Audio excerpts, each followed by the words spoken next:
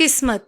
Mummy जल्दी कीजिए ना, आपके इस दही चीनी के चक्कर में कहीं मेरी फ्लाइट ना मिस हो जाए।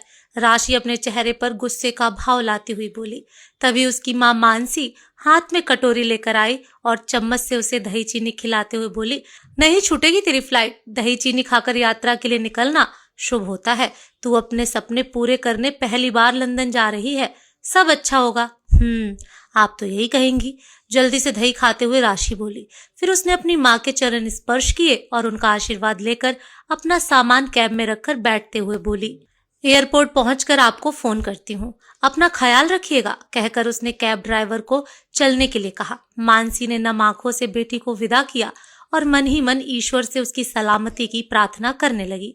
कैब अपनी रफ्तार से एयरपोर्ट जाने वाले मार्ग पर चली जा रही थी और राशि की नजर कलाई पर बंधी घड़ी की सुई पर टिकी थी, जो हर पल आगे बढ़ती जा रही थी और उसकी धड़कन को बढ़ाती जा रही थी।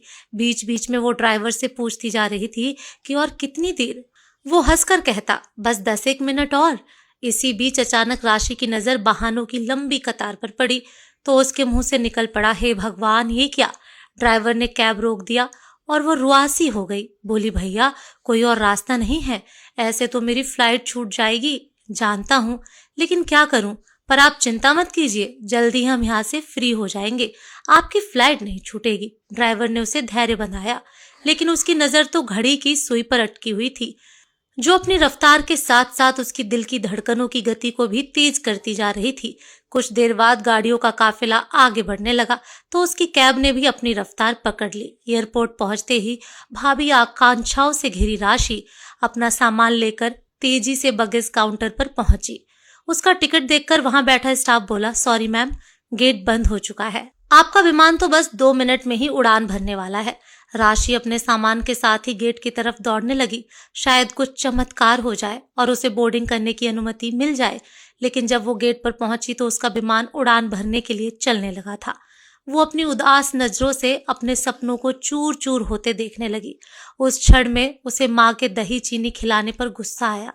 कैब ड्राइवर को कोसने लगी कि दूसरे रास्ते से लाया होता तो आज मैं भी उस विमान में होती। तभी एक तेज धमाके की आवाज हुई, विमान तेजी से जमीन पर गिरा और धूं धूं करके जलने लगा।